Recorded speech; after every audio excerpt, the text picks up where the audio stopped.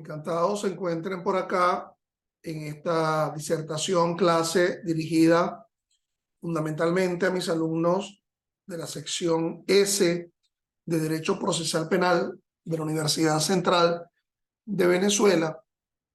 En la ya mencionaba la asignatura y al público en general. Hoy, 18 de abril de 2023. Disculpe la tardanza, razones de trabajo, los tribunales, las audiencias, y de mi propia condición no estoy muy bien de salud,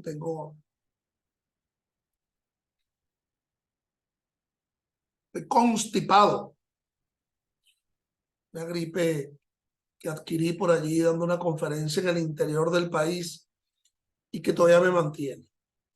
Por cierto que todas estas clases vinculadas al derecho penal, derecho procesal penal, las pueden encontrar en mi canal YouTube, Ángel Serpa Ponte, a los efectos de que se suscriban al mismo. Tal como lo anuncié, hoy nos corresponde las llamadas alternativas a la prosecución del proceso. Recuerden mis alumnos, y así lo vinculan con la clase anterior, la clase de ayer, 17 de abril de 2023, habíamos culminado con los llamados actos conclusivos de la fase preparatoria. En realidad falta uno, que es la acusación. La acusación denosta un convencimiento positivo. Si ese fiscal, a diferencia del decreto de archivo fiscal o de la solicitud fiscal de sobreseimiento, lo que tiene es un convencimiento positivo, pues presenta la acusación pública por ese delito de acción pública ante ese tribunal de control que ha conocido la causa hasta ahora, el mismo tribunal de control que admitió la querella, el mismo tribunal de control que pudo haber librado la orden de aprehensión, el mismo tribunal de control, el mismo tribunal de control que realizó la audiencia de imputación. Entonces, recuerden ustedes que ese procedimiento ordinario pues se divide en fases procesales.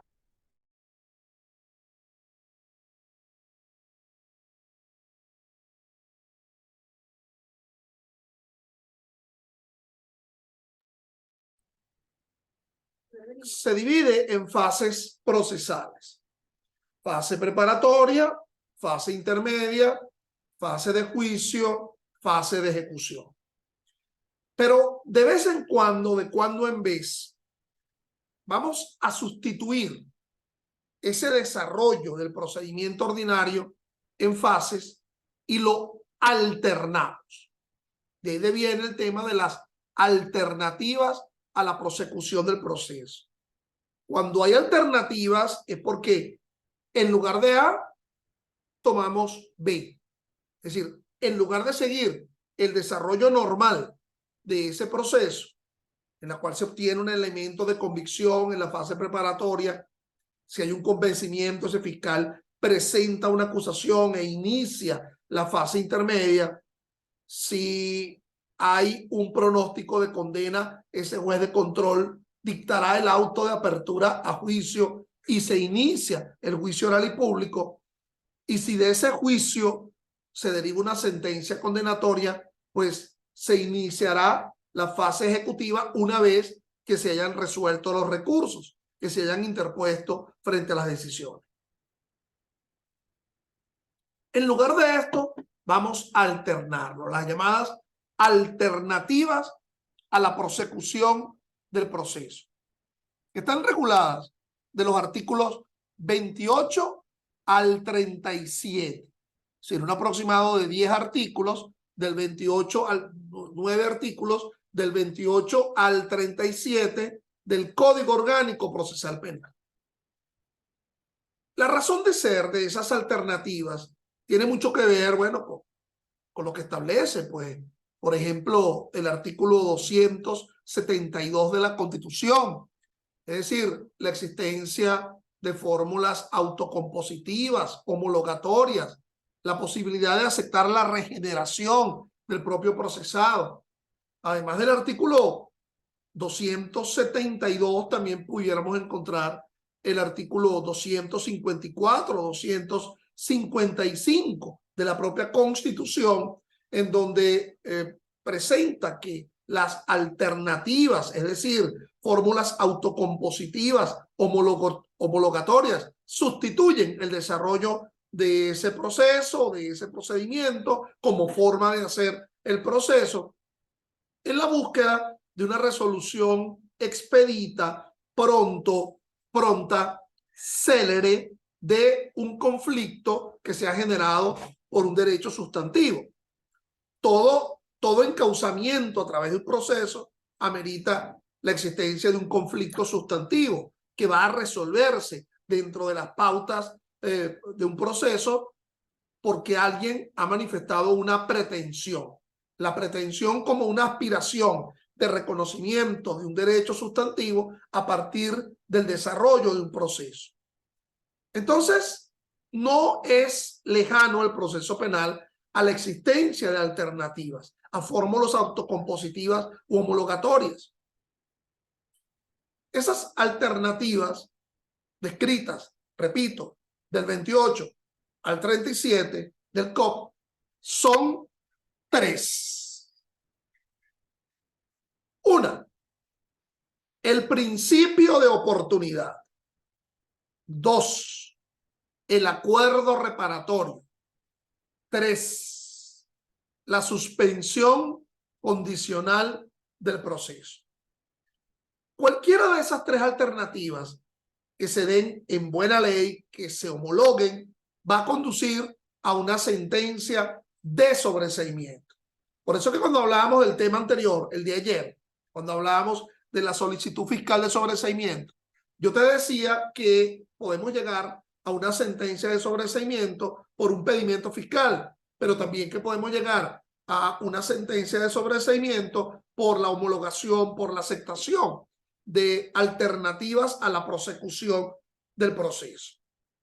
Cuando yo era muchacho, por ejemplo, no se sabía clasificar algún tipo de música novedosa que surgiera en ese momento, o no se podía clasificar como joropo, no se podía clasificar como merengue, no se podía clasificar como salsa, no se podía clasificar como música clásica, como jazz, rock, en fin. Entonces se hablaba, eso es música alternativa, es una cosa como que no se le ubica una clasificación y tiene un poco de todo, ¿ok?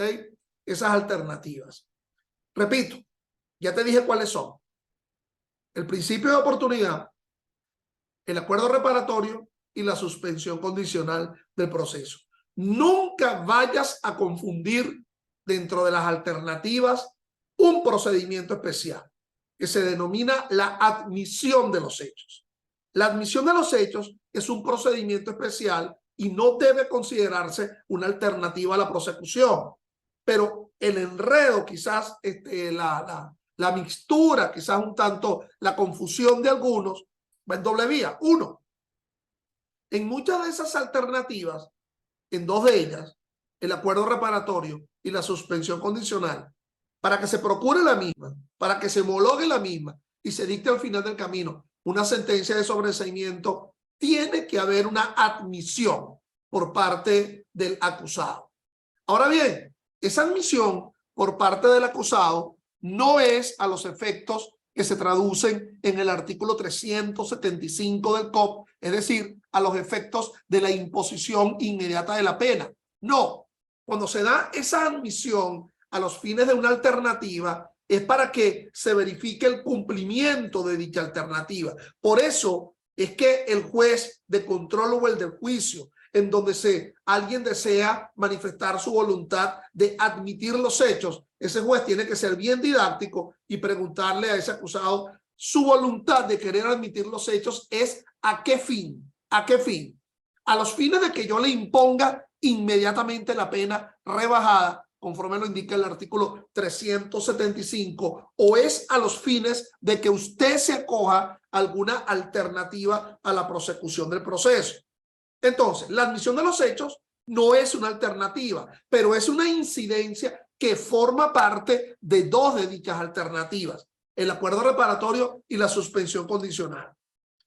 La otra confusión Es porque, a decir de lo que establece pues los artículos 313 del Código Orgánico Procesal Penal, y también, ¿por qué no decirlo? La norma que en el procedimiento por delito de instancia de parte agraviada regule la audiencia de conciliación, que es la que existe en el procedimiento por delito de instancia de parte agraviada, pero voy a ahorita concretarme, voy a volver al procedimiento ordinario. Entonces, es la obligación del juez de control de informarle a ese acusado que existen alternativas a la prosecución del proceso, que existe el acuerdo reparatorio, la suspensión condicional y que existe una admisión, un procedimiento especial que se denomina la admisión de los hechos.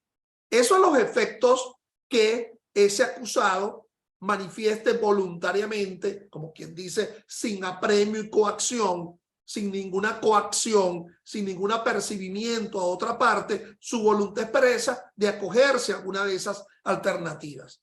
Quizás alguno que estaba muy presto a lo que yo estoy hablando en este momento, a lo mejor me ripostaría y me diría, mira, Ángel Serpa, ahorita acabaste de decir que el juez de control tiene que manifestarle al acusado que existen alternativas y que existe la admisión de los hechos y que dentro de las alternativas está el acuerdo reparatorio y la suspensión condicional. ¿Y por qué no dijiste que dentro de las alternativas está el principio de oportunidad? Sencillo, porque como lo verán conmigo, si ya el fiscal ha acusado es porque no acogió el principio de oportunidad. Es decir, de haber acogido el principio de oportunidad, el fiscal prescinde del ejercicio de la acción penal y no acusa, sino que solicita presenta una solicitud de principio de oportunidad. Ya veremos de qué trata esa especial alternativa.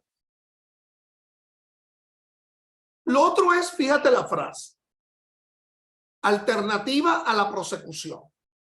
Si esa es la prosecución, no estamos hablando de una alternativa al inicio de la causa o del proceso, ni estamos hablando de una alternativa a la extinción del proceso. Es decir, ya se ha iniciado, ya hay una prosecución del proceso. Dicho en otras palabras, ya existe alguien que ostenta la condición de imputado. Entonces, en lugar del desarrollo normal del proceso, ese imputado o acusado, si después lo es, decide acogerse de forma voluntaria a una de esas alternativas. Fíjense que yo siempre lo he dicho a mis alumnos en cuanta conferencia yo voy. Hay mucho apego en el establecimiento de la responsabilidad penal desde un punto de vista sustantivo, material, del tema de la voluntad. La voluntad es lo que de alguna forma derivaría ese injusto penal, esa manifestación de voluntad en la realización de un hecho que se traduce en una noción de culpabilidad y que hace a alguien responsable. Nadie es responsable por hacer sin querer y mucho menos es responsable por querer sin hacer. Es decir, esa noción del ejercicio, de la causación del hecho por una querencia, cogitationem nemum partitur es, los pensamientos no delinquen, pero ya existe una voluntad, se traduce también en el ámbito procesal. Los actos procesales son actos de voluntad, es decir, no son actos maquinistas, como quien dice, no son actos en los cuales, si ven que voy a interrumpir esto cada cierto tiempo, porque ya le dije que ando medio constipado y entonces me estoy sonando la nariz.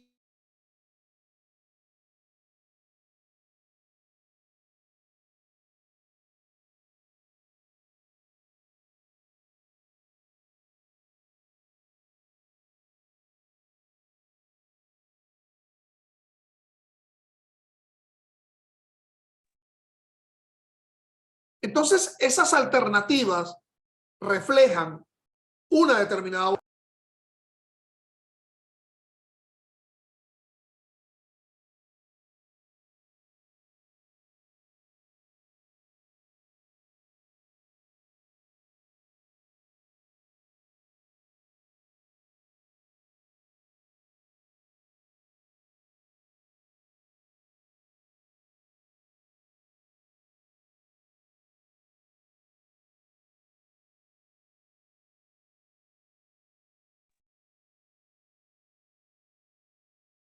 decía yo que esas alternativas, pues evidentemente reflejaban una voluntad. Esas alternativas, para que se concreten, para que al final del camino se dicte una sentencia de sobreseimiento a partir de ellas, exige una voluntad diferenciada de las partes. Es decir, la legitimidad activa, cada una de ellas está en cabeza de las partes en el proceso. Para algunas es necesario que la solicite el titular de la acción penal, para otras es necesario que la solicite un avenimiento entre procesado y víctima, y entonces son de legitimidad variable. Pero a fin de cuentas, lo que las unifica a ellas es que si se concretan, si se homologan, se va a dictar un sobreseimiento. Dado que la premura con la que estoy realizando esto hoy, que casi no lo doy, por razones de trabajo y constipado como estoy, no voy a utilizar láminas. Es decir, cuando esto lo ubique en mi canal YouTube, en el, como se dice, en el cajón de abajo, en mi canal YouTube, ubicaré la lámina que yo pretendía ubicar.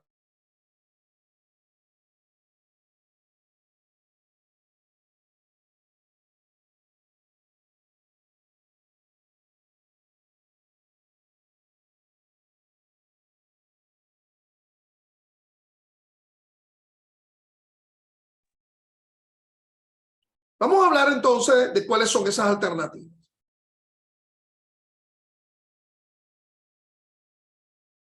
En primer lugar, vamos a hablar de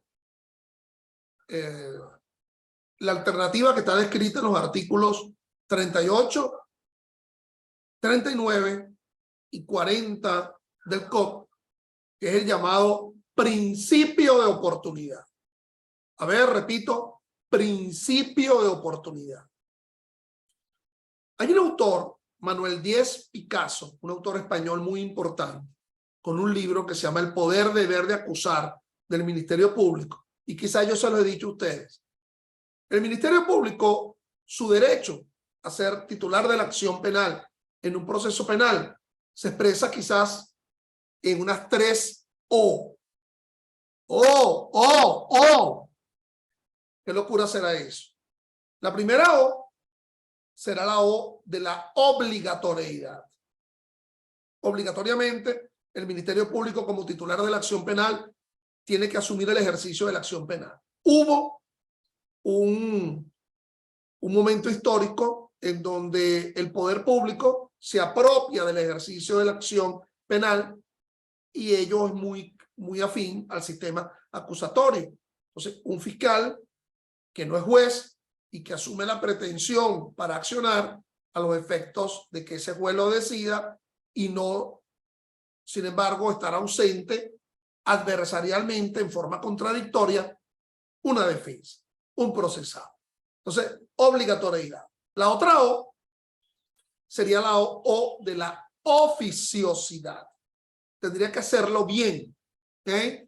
Ese titular de la acción penal que asume el ejercicio de la acción penal lo tiene que realizar de forma oficiosa, de una forma eficiente.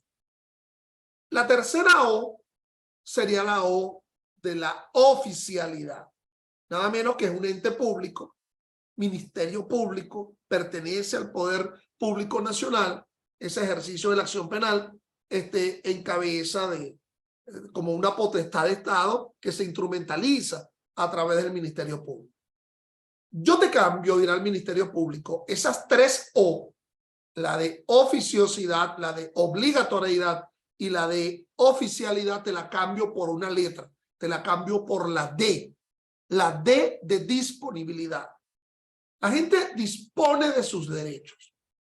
Si yo soy el titular de la acción penal, yo podré disponer de los derechos.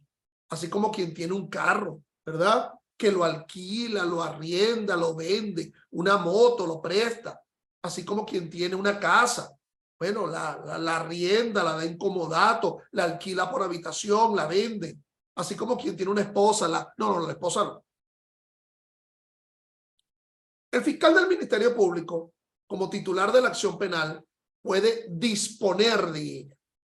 Y las manifestaciones de disposición de la acción penal por parte del titular de la acción penal la vimos en la clase pasada, que era cuando el fiscal, en lugar de acusar, pues solicita el sobreseimiento, porque considera que allí no participó el imputado, ese hecho no se realizó, ese hecho no configura un delito, se dio la extinción de la acción penal o no existe un sustento probatorio, no existe una base material lo suficientemente fuerte como para sustentar una acusación. Entonces, esa es una forma de disponer de la acción penal. Pero la otra manera de disponer de la acción penal es la que nos está ocupando hoy. Es decir, el principio de oportunidad como alternativa a la prosecución del proceso. Vamos a ver, ¿en qué consiste ese principio de oportunidad? Cuando un fiscal, que es el único al que la ley le legitima esa posibilidad de solicitar el principio de oportunidad, conforme al 38 del COP, cuando ese fiscal solicita el principio de oportunidad, él no tiene duda que el hecho ocurrió. Él no tiene duda que allí participó el imputado. Él no tiene ninguna duda que ese hecho configura un delito. Él no tiene ninguna duda de que tiene elementos de convicción, tiene pruebas para, si yo lo llevo a juicio, lograr la condena de esa persona. Pero bueno, hijo de Dios, si tienes todo eso, ¿qué pasa, mijo? ¿Por qué no acusas? Precisamente, esa es ¿cómo se llama? Lo agridulce, lo extraño de ese principio de oportunidad. Ese fiscal no tiene duda de que el hecho configura un delito, no tiene duda de que hay pruebas, no tiene duda de que participó el imputado, mas sin embargo prescinde del ejercicio de la acción penal. ¿Por qué lo hace? A mí, Ángel Serpa, me cuesta un poco explicarlo el por qué. Está allí imbatiblemente dentro de ese Código Orgánico Procesal Penal. Quizás las razones sean mucho más criminológicas, más que procesales. ¿Okay? Yo no me llevo muy bien con la criminología. Yo soy de los que cree que el abogado actúa es a partir de la existencia del delito, que la criminología está mucho más vinculada a un ámbito de la sociología, la explicación de por qué se delinque, etcétera. Ojo, cosa distinta es la criminalística. La criminalística para mí es muy importante porque es la manera como técnico, de forma técnico-científica, bueno, se logra demostrar aspectos muy, valga la repetición, muy científicos de determinados supuestos de hecho que quizás bajo una simple percepción de lógica o de experiencia general no puede percibirse. Y por eso el auxilio de la criminalística. Ya bien saben ustedes la diferencia entre criminalística y criminología, aunque hay muchos que parece que abordan ambos aspectos en su ejercicio, pues, lo cual no es esencialmente cierto.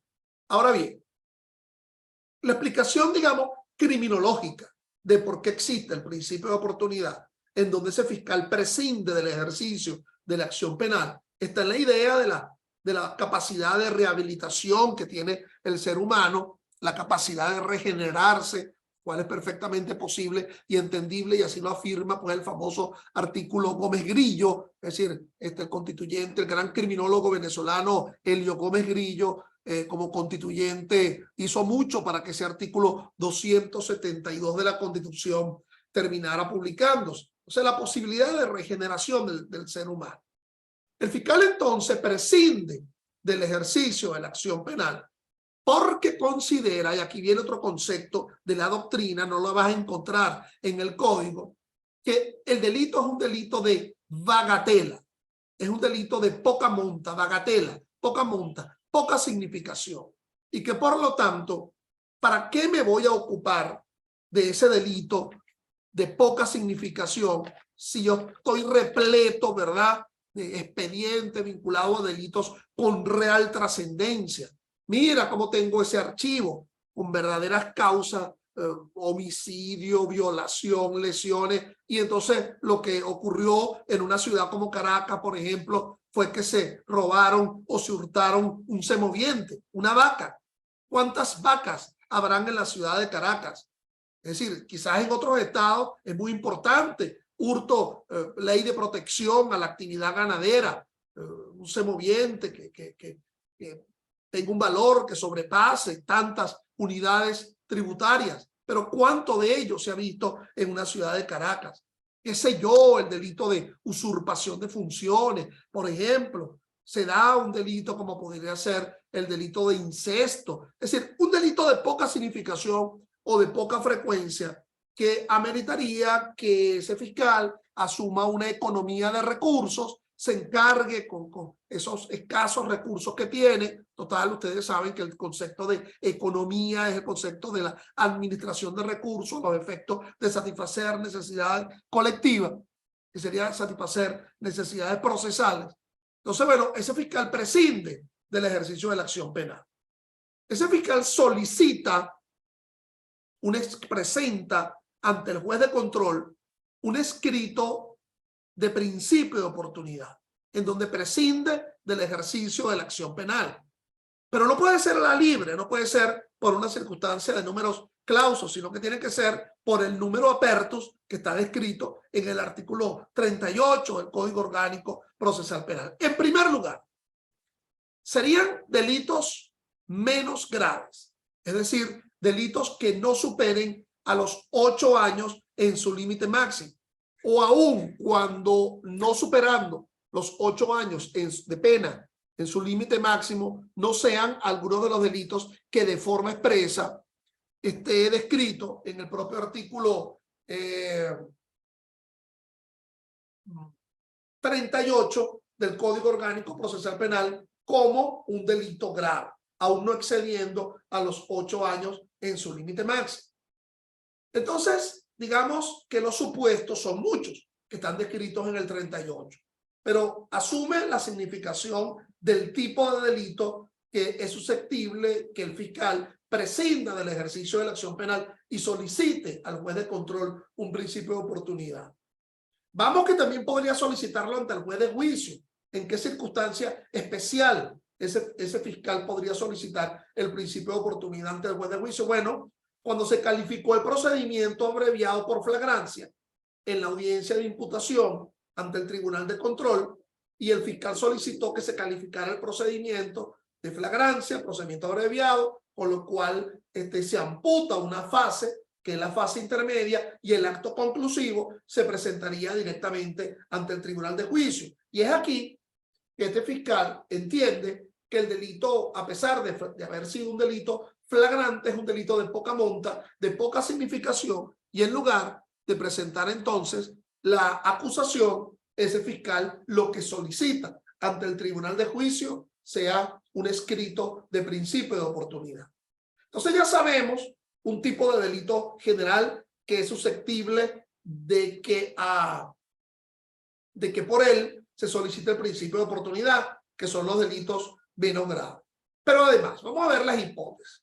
La primera hipótesis del numeral primero del artículo 38 es que sea un delito insignificante o infrecuente, no cometido por funcionario público, porque si fuese cometido por un funcionario público, entonces no se valida la solicitud fiscal del principio de oportunidad. O sea, tiene que ser un delito no cometido por funcionario público en el ejercicio de su función o por atribución de la misma. Insignificante. Entonces, bueno, lo insignificante tiene una dimensión, digamos, cualitativa. ¿Okay? Insignificante, afecta poco, de poca significación. Hay una cualificación ahí en el hecho. Infrecuente. Aquí ya no hay una cualificación, sino una cuantificación.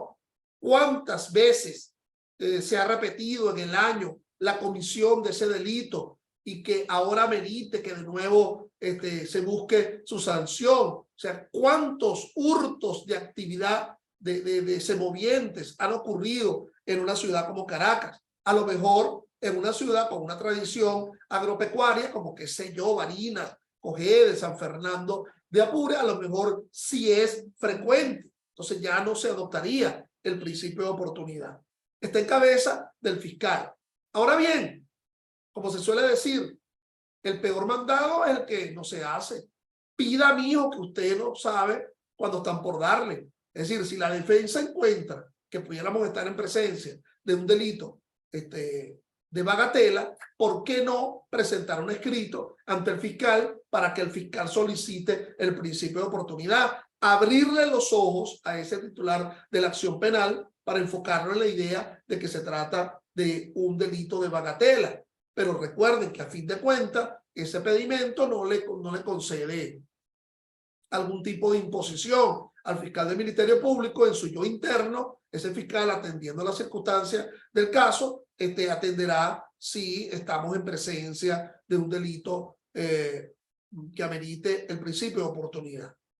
Segunda hipótesis, se ha cometido un delito contra las personas de carácter culposo, desde el homicidio hacia abajo, y se suele decir, como lo dice la norma, que el autor del delito culposo, por negligencia, imprudencia o impericia, ha sufrido mucho más que la víctima. Qué sé yo, abordemos el ejemplo. Yo y ella hemos decidido irnos a contracorriente por una autopista. Cuando todos los carros vienen en este sentido, nosotros vamos en sentido contrario. Es una negligencia, a fin de cuentas yo soy el conductor o el conductor del caso en cuestión, para no personalizarme. Y bueno, y se comete el delito. Ella sufre unas lesiones, pero a lo mejor la lesión que sufrió fue una cicatriz de 10 centímetros en la nalga. Y él, como autor de esas 10 centímetros en la nalga, cometido de forma imprudente, negligente o imperita, él sufrió algo peor. Qué sé yo, sufrió la pérdida de un sentido, de la capacidad de engendrar, etcétera, etcétera. Entonces resulta que él ha sufrido mucho más en una relación, digamos, comparativa que lo que ha sufrido la víctima. Evidentemente tendríamos que estar hablando de un perjuicio material, porque si tú me vienes a decir que el sufrimiento es de carácter moral, que el padre que cometió el delito imprudente o negligente hizo perder la vida del infante que estaba en su tierna edad y meses, y que por eso él va a estar sufriendo mucho durante el resto de su vida, no es equiparable la pérdida de una vida, evidentemente, con un sufrimiento moral. Ya, por ejemplo, en el derecho se hace la distinción entre daño material y daño moral, es decir, para bifurcar, dividir lo que no es asimilable. Una tercera hipótesis, por cierto, esta segunda también no le es posible que beneficie a un funcionario público. Si un funcionario público fuese el imputado por este delito, aun cuando haya sufrido más que lo que ha sufrido la víctima, no es proclive para que el fiscal solicite el principio de oportunidad. Y la otra hipótesis sería que cuando la medida de coerción, la medida cautelar a lo largo del proceso haya durado mucho más que lo que ha durado la sanción que eventualmente vaya a imponerse, entonces ya para qué ir en la búsqueda de esa sanción si cautelarmente, y yo sé que lo cautelar, la coerción a lo largo del proceso no es el fin del proceso mismo, es el establecimiento de esa responsabilidad penal que derivaría una sanción. Entonces, pero bueno, pero a efectos prácticos estamos viendo que no es equiparable esta circunstancia. Entonces, fíjense. Eso lo solicita el juez, el fiscal, ante el juez de control. El juez de control decidirá si es con lugar o es sin lugar. Por cierto que la víctima tendría derecho a oponerse a dicha solicitud de principio de oportunidad. La interposición de una solicitud de principio de oportunidad por parte del fiscal obligaría al juez de control a la notificación a la víctima de ese delito. Esa víctima podría manifestar su opinión en contrario, su negativa, mas sin embargo la negativa que puede hacer la víctima, esa falta de aquiescencia no vincula a el juez. El juez, a pesar de la oposición de la víctima, pudiera homologar el principio de oportunidad. Por cierto que esa homologación, dictando esa sentencia de sobreseimiento, no puede ser sencillamente sustentada en la idea de que como el fiscal lo solicitó y él es titular de la acción penal, pues tendrá que motivar sobre la base de que no considera que están dados los extremos para el principio, no es el tipo de delito. Esa víctima puede apelar de esa homologación que hace el juez de control del principio de oportunidad. Por otra parte, si el procesado, evidentemente que le puede interesar mucho que se dicte el sobreseimiento, que le extingue la acción penal, mucho más cuando el propio titular de la acción penal está prescindiendo del ejercicio, solicitando el principio de oportunidad. Si el juez declara, digamos, sin lugar la solicitud de principio de oportunidad, ello le causa un perjuicio, un gravamen, irreparable, por cierto, al procesado, que lo legitima en impugnabilidad subjetiva y objetiva a que pueda recurrir frente a esa negativa por parte del Tribunal de Control. Pero preguntémonos, el fiscal tendría legitimidad para recurrir la negativa del juez de control a no aceptarle su solicitud de principio de oportunidad. Uno podría decir, mijito, pero oye, pero estás interesadísimo en esa causa. O sea, es una causa donde tú estás reconociendo que el hecho ocurrió, que allí participó el imputado, que tienes pruebas y sin embargo prescinde del ejercicio de la acción penal. Y como te dijo el juez que no, vas a intentar el recurso. Hay como, no sé, como un grado, como un bonus allí superlativo, ¿verdad? Que tiene frente a la causa. Yo soy de los que cree que ese titular de la acción penal, el Ministerio Público, quien fue el que solicitó el principio de oportunidad, sí podría apelar siempre que invocare, por ejemplo, la falta de motivación del juez de control al negar la solicitud de principio de oportunidad.